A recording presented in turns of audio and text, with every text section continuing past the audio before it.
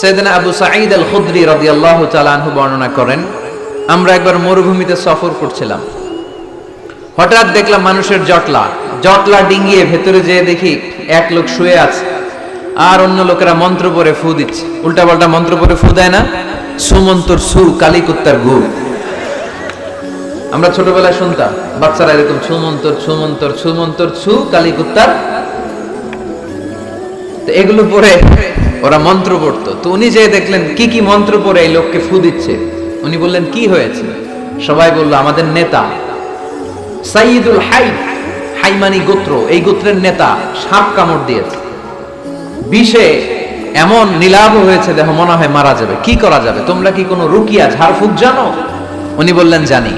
তাহলে আসো একটু ঝাড়ফুঁক করো। উনি বলল শর্ত আছে, আমাদেরকে ছাগল দিতে হবে, এক পাল ছাগল। আরেক বর্ণনায় এসেছে 30টারও অধিক ছাগল। সবাই বলল আমাদের নেতা, এর যদি কিছু হয়ে যায় আমরা নেতৃত্ব শূন্য হয়ে যাব, ছাগল লাগুক আর উট লাগুক, তুমি আসো। বাড়ি বাড়ি যে ছাগল এনে, ছাগল রেডি। সাইয়েদনা আবু সাঈদ আল খুদরি রাদিয়াল্লাহু তাআলা আনহু পড়তে আরম্ভ করলেন, আলহামদুলিল্লাহি রাব্বিল আলামিন আর রহমানির রহিম মালিকি ইয়াউমিদ্দিন ইয়্যাকা না'বুদু ওয়া ইয়্যাকা নাস্তাঈন اهدنا الصراط المستقيم صراط الذين أنعمت عليهم غير المغضوب عليهم ولا الضالين পড়েন আমিন। উনি এটা পড়ে ফু দিলেন। ফু দিতে দেরি, মুহূর্তের মধ্যে সোয়া লোকটা বসে গিয়েছে। আবার ফু দিছে, এবার দাঁড়ায় গেছে। আরেকবার ফু দিছে, হাঁটতে শুরু করছে, একেবারে সুস্থ। সবাই তো অবাক, টাসকি খেয়ে গেছে। আবু সাঈদ আল খুদরি রাদিয়াল্লাহু আনহু বলে, টাসকি পরে খাও, আগে ছাগল দাও। কারণ ছাগল দেওয়ার কন্ডিশন ছিল না, ওরা ছাগল নিয়ে আসছে। সাইয়েদনা আবু সাঈদ আল খুদরি রাদিয়াল্লাহু তাআলা আনহু আনন্দে এবার ছাগল নিয়ে সাহাবাদেরকে নিয়ে রওনা। পথিমধ্যে লেগেছে প্রচন্ড ক্ষুধা, তখন তারা কয়েকটা ছাগল জবাই করে খেয়েছে। খাওয়ার পরে পেট যখন ঠান্ডা, তখন ব্রেইন সচল। উনি চিন্তা করতে আরম্ভ করলেন, হায় রে, কোরআন দিয়া ঝাড়ফুঁক করে যে ছাগল নিয়ে আসলাম, ওটা যে খাইলাম, এই ছাগল নেওয়া জায়েজ হয়েছে কিনা এই মাসালা তো নবীরে জিজ্ঞেস করি নাই। কিন্তু ছাগল তো অলরেডি পেটে যায় হজম, কি করা? মদিনাতে যে জিজ্ঞেস করবো। মদিনায় যেই আল্লাহ রাসূল সাল্লাল্লাহু আলাইহি ওয়াসাল্লামের দরবারে যে জিজ্ঞেস করলেন, ইয়া রাসূলুল্লাহ, এমন এমন ঘটনা, ঝাড়ফুঁক করে আমরা ছাগল এনেছি, এটা কি জায়েজ হয়েছে? আল্লাহ রাসূল সাল্লাল্লাহু আলাইহি ওয়াসাল্লাম বলে, জায়েজ হয়েছে মানে অবশ্যই জায়েজ হয়েছে, কোরআনের দাম বাড়ায় দিয়ে আসছো মিয়া। ছাগল কিছু থাকলে আমার ঘরে পাঠায়। সুবহানাল্লাহ পড়তে পারলেন না? ওয়ালাকাদ আতাইনাকা, বুখারীর হাদিস, ওয়ালাকাদ আতাইনাকা সাবআম মিনাল মাসানি ওয়াল কুরআনাল আযীম। নবী হে, নিত্য পাঠনীয় সপ্তবাক্য দিয়েছি, যেই দোয়া পড়ে ফু দিতে দেরি, অসুস্থ ব্যক্তি সুস্থ হতে দেরি হয়। এজন্য আল্লাহ ইরশাদ করেন, অনুনাজ্জিলু মিনাল কুরআনি মা হুয়া শিফাউ ওয়া রাহমাতুল লিল মুমিনিন ওয়া লা ইয়াজিদুয যালিমিনা ইল্লা খাসারা। এই কোরআনকে আমি শিফা হিসেবে নাজিল করলাম, এই কোরআনকে আমি রহমত হিসেবে নাজিল করলাম, এই কোরআনকে আমি তোমাদের জন্য হেদায়েত হিসেবে নাজিল করলাম। তোমাদের কোরআন রহমত এনে দিবে, বরকত এনে দিবে, শিফা এনে দিবে, কিন্তু জালেমদেরকে কিছু এনে দিবে না। ঠিক কি না? ওয়ালা ইয়াজিদিয যালিমিনা ইল্লা খাসারা। জালিমদের অকল্যাণ করবে, জালিমদের কল্যাণ নাই এই কোরআনে। জালিম যদি হেদায়েতের নিয়তে কোরআন পড়ে তাহলে কল্যাণ পাবে, তা না হলে কল্যাণ পাবে না। তো এখন থেকে আমরা যদি অসুস্থ হয়ে যাই, যেই সূরাটা পড়ে আমরা ঝাড়ফুঁক করব, সূরাটার নাম আরো জোরে বলেন, ফাতিহা। এই সূরাটা কোরআনের ধারাক্রম অনুসারে 1 নম্বর সূরা, নাম্বার 1। কয় নাম্বার? 1 নাম্বার। এই সূরাটা মক্কাতুল মুকাররমায় নাজিল হয়েছে, তাই এটি মাক্কি সূরা। কি সূরা? মাক্কি সূরা। এই সূরার আয়াত সংখ্যা 7টি। কয়টি? এবার আমি প্রশ্ন করব, আপনারা উত্তর করবেন আওয়াজ করে। সূরার নাম, ক্রমিক নাম্বার, আয়াত সংখ্যা। সূরাটা মাদানী। কি সূরা? মনে থাকবে তো? আসলে প্রতিদিন এই সূরাটা পড়ি, এই সূরাটার তাৎপর্য কি, মর্মবাণী কি আমাদের জানার দরকার আছে না? কিন্তু আমরা অনেকেই জানি না। জানি আরব বিশ্বে দেখবেন ওনারা যখন তারাবির সালাত পড়ে আযাবের আয়াত আসলে কাঁদে। পাকুন্দিয়ায় আপনারা কাঁদেন? জান্নাতের আয়াত আসলে দরাজ গলায় তেলাওয়াত করে। আপনারা কি করেন? আমরা করি না। কারণ ওনারা কি পড়ছেন সেটা তাৎপর্য আর মর্মবাণী ওনারা অনুভব করছেন। গত বছর আমি হজে শাইখ আব্দুর রহমান আসুদাইসির পেছনে নামাজ পড়লাম। উনি যখন সূরা কুরাইশ তেলাওয়াত করছেন, ফালিয়াবুদু রাব্ব হাযাল বাইত, এটা বলে তিনি কেঁদে দিলেন। কারণ উনি অর্থ বুঝতে পেরেছেন, আয়াতের অর্থ ফালিয়াবুদু রাব্ব হাযাল বাইত, এই কাবা ঘরের মালিক আল্লাহর ইবাদত করো, এই ঘরের রবের ইবাদত করো। আর ওই ঘরের সামনে দাঁড়িয়ে উনি ইমাম, উনি ওই ঘরের সামনেই দাঁড়ানো আর পড়তেছে এই ঘরের রবের ইবাদত করো। এটা যখন অনুভব করলেন উনি আর নিজেকে ধরে রাখতে পারলেন না, উনি কান্না জুড়ে দিলেন। উনার পেছনে আমরাও কাঁদতে লাগলাম, কারণ ইমাম যেদিকে মুসল্লিও সেদিকে। উনিও কাঁদে, আমরাও কাঁদি, কারণ অর্থ বুঝতেছি তো। আবার জান্নাতের আয়াত আসলে এমন সুরের ঝংকার তুলে তিনি তেলাওয়াত করে, মনে হচ্ছে যেন এখনই উপর থেকে রহমত নাজিল হচ্ছে, ঠিক কি না? কিন্তু আমরা যখন তারাবির সালাত পড়ি, আমাদের কখন যে আযাবের আয়াত গেল, কখন যে জান্নাত গেল, আর কোন দিক দিয়ে জাহান্নাম গেল, কোন দিক দিয়ে ইউসুফ নবীর কাহিনী গেল, কোন দিক দিয়ে আমার নবীর ঘটনা গেল, কিছু টের পাই। শুধু আমরাই টের পাই না এমনটা না, যিনি পড়াচ্ছে উনিও টের পায় না, ঠিক কি না? এজন্য আমাদের চোখ দিয়ে দাঁড় দাঁড় করে পানি নামে না, আমরা অশ্রুসিক্ত হই না। জান্নাতের আয়াত আসলে আমাদের মজা লাগে না, কোরআনটারে মজা লাগাইতে হবে, ঠিক কি না? বুঝতে হবে মাতৃভাষায়। স্মার্টফোন ইউজ করেন কারা কারা দেখি? ওরে আল্লাহ, সবাই স্মার্ট তো দেখি, এত স্মার্ট মানুষ এখানে থাকে। তো এই স্মার্টফোনের ভেতরে কিন্তু কোরআনের অ্যাপস ডাউনলোড করা যায়। কোরআনের অ্যাপস ডাউনলোড করবেন, করে আপনি পড়বেন, যা বলার আল্লাহ সব বলে দিয়েছে, নতুন করে আর কিছু বলবে না। বলবে? এই কোরআন শুরু হয়েছে বিসমিল্লাহির রহমানির রহিম দিয়ে, বা দিয়ে, আর শেষ হয়েছে যে সূরা দিয়ে, সূরাটার নাম সূরাতুন নাস। ওই সূরার শেষ আয়াতটি এরকম, মিনাল জিন্নাতি ওয়ান নাস, শেষে সিন। বা আর সিন মিলালে কি হয়? বাস। এবার বাসে চড়ে কিশোরগঞ্জ শহর যাবেন? এই বাস কি ওই বাস না, এই বাস মানে যথেষ্ট, বাস মানে এনাফ, সাফিসিয়েন্ট। মাঝে মাঝে এরকম হয়, আমরা খাচ্ছি, আমাদের পাতে খাইতে পারি না, আরো তুলে দেয়, কারণ হুজুর একদিন পাইছে, খাওয়ায় আজকে মাইরা ফেলবে। তো আমরা বলি বাস বাস, আর লাগবে না ভাই, আর পাচ্ছি না, বাস মানে যথেষ্ট আমার জন্য। তো আল্লাহ বুঝাতে চাইলেন 30 পারায় যা দিয়ে দিছি হেদায়েতের জন্য, বাস যথেষ্ট, নতুন করে কোনো কথার দরকার নাই। চিল্লায় বলেন ঠিক কি না? It's a problem solving methodology, it's not a problem creating methodology. কোরআন কখনো প্যাচ লাগায় না, প্যাচ খোলে। এই যে সুতা দিয়ে বাঁধতে গেলে অনেক সময় প্যাচ লেগে যায় না, এটার কি বলেন আপনারা? গিট্টু।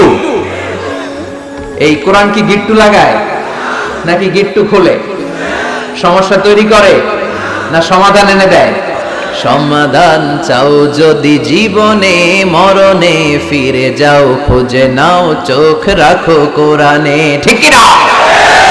পড়েন সবাই। সমাধান চাও যদি জীবনে মরণে, ফিরে যাও খুঁজে নাও, চোখ রাখো কোরআনে। If you want the solution this dunya and akhirah, go back, have a look to the holy Quran. তাই না? সমাধান যদি চাই চোখ রাখতে হবে কোথায়? নাকি এটিএন বাংলার পর্দায়? আসিতেছে আগামী শুক্রবার ওই পর্দায়, রঙিন পর্দায়, রূপালী পর্দায়, যেই বইয়ের দিকে চোখ রাখতে হবে বইটার নাম কোরআন। কোরআন প্রিফেস অফ দ্য বুক, মানব সমস্যার সমাধান, সব কিছুর সমাধান এই সূরার ভেতরে দিয়ে দিয়েছে কে? এজন্য নতুন করে আল্লাহ কিছু বলবে না। পাকন্দিয়ার ভাইয়েরা, এই মোবাইলের ভেতরে কোরআনের অ্যাপস ঢুকাবো আজকে আমরা, আজকেই, কালকে না।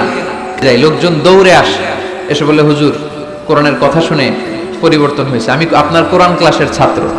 ওই দিন এয়ারপোর্টে পুরো ফ্যামিলি, বাবা মা ভাই বোন ছেলে পেলে এসে বলে আমাদের পুরো ফ্যামিলিটা আপনার তাফসীর ক্লাসের ছাত্রছাত্রী। আলহামদুলিল্লাহ ওয়া শুকরুলিল্লাহ, লা ফখর, লা ফখর, কোনো ফখর নাই এতে, শুকরিয়া একজনের, তিনি কে? তাহলে প্রতিদিন কোরআন পড়বেন তো? সূরাটার নাম সবাই বলেন আর জোরে। আয়াত সংখ্যা মাক্কি না মাদানী? প্রথম আয়াতে আল্লাহ বললেন আলহামদুলিল্লাহি, আলহামদুলিল্লাহি, সকল প্রশংসার মালিক কে? তিনি হচ্ছেন রব্বুল আলামিন। হামদুন মানে প্রশংসা, হামদুন মানে কি? আর আলহামদু মানে সব প্রশংসা, সকল প্রশংসা। প্রশংসা হয় সুন্দরের, প্রশংসা হয় আল্লাহর চেয়ে সুন্দর কেউ আছে? ইন্নাল্লাহ জামিল ইউহিব্বুল জামাল, আল্লাহ সুন্দর, সুন্দরকে পছন্দ করে কে? দুনিয়া সুন্দর, মানুষ সুন্দর, আসমান সুন্দর, জমিন সুন্দর, সুন্দরে সুন্দরে পাল্লা, জানি না কত সুন্দর তুমি আল্লাহ, জানি না কত সুন্দর তুমি আল্লাহ। সুবহানাল্লাহ পড়েন। আল্লাহর এক নজর দেখার জন্য আমরা পাগল হয়ে যাব কিয়ামতের দিন। সব জান্নাতীরা বসবে, আল্লাহ বলবে এই জান্নাতীরা, কোরআনে যা যা কমিটমেন্ট আর প্রমিস দিয়েছিলাম যে তোমাদেরকে দিব সব পাইছো? সবাইকে পাইছি। একজন পিছন থেকে দাঁড়ায় বলবে একটা পাই নাই। কি পাও নাই? আপনারই তো পাই নাই, আপনারই তো দেখি নাই। তখন আল্লাহ, আল্লাহ তাআলা হাজার হাজার নূরের পর্দার ভেতর থেকে ফোকাস দিয়ে আল্লাহর নূর, আল্লাহর সৌন্দর্য সেদিন জান্নাতীদের কাছে প্রকাশ করে দিবেন। আমরা যেন এইভাবে একসাথে বসে আল্লাহর নূর দেখতে পারি। আল্লাহ তুমি তৌফিক দাও। এজন্য আল্লাহ বললেন আলহামদুলিল্লাহি রাব্বিল আলামিন, প্রশংসার মালিক হলাম আমি আল্লাহ, আমি হলাম রব্বুল আলামিন। আলহামদু, সকল প্রশংসা, প্রশংসা করে শেষ করা যাবে? ওয়া ইন তাউদ্দু নি'মাতাল্লাহি লা তুহসুহা, তোমার হাতের আঙ্গুলের কড়াই যদি গুনতে শুরু করে দাও আল্লাহ কত নেয়ামত দিয়েছে, গুনে শেষ করা যাবে? এই পৃথিবীর সব সাগরের পানি যদি কালি হয়, গাছের পাতা যদি খাতা হয়, সাগরের পানি নিয়ে গাছের পাতার মধ্যে আল্লাহর প্রশংসা সুবহানাল্লাহ আলহামদুলিল্লাহ লিখতে লিখতে আমাজন জঙ্গল, আফ্রিকার জঙ্গলের সব গাছের পাতা যদি শেষ করে দেই, সাগরের সব কালি যদি শেষ করে দেই, আল্লাহর প্রশংসা করা শেষ হবে? সাগরের জলকে কালি করে, গাছের পাতাকে খাতা করে, তোমার মহিমা লেখা শেষ হবে না, যদিও লিখি প্রভু জীবন ভরে। সাগরের জলকে কালি করে, আল্লাহু আকবার। এজন্য আল্লাহ বললেন কুল্লাউ কানাল বাহরু মিদাদান লিকালিমাতি রাব্বি লানাফিদাল বাহরু ক্বাবলা আন তানফাদা কালিমাতু রাব্বি ওয়ালাউ জিনা বিমিসলিহি মাদাদা। সাগরের সব পানি যদি কালি হয়ে যায়, এই কালি দিয়ে আল্লাহর প্রশংসা লিখতে শুরু করলে সাগরের পানি শেষ, কিন্তু প্রশংসা শেষ হবে নাকি? জোরে বলেন। এজন্য প্রশংসা করতে হবে একজনের, তিনি কে? আল্লাহর প্রশংসা করব বেশি বেশি নাকি কম কম? আরো জোরে, বেশি বেশি না কম কম? আল্লাহর প্রশংসা করতে হবে বেশি বেশি। আল্লাহ রাসূল সাল্লাল্লাহু আলাইহি ওয়াসাল্লাম মসজিদে নববীতে ইমামতি করছেন, আল্লাহু আকবার।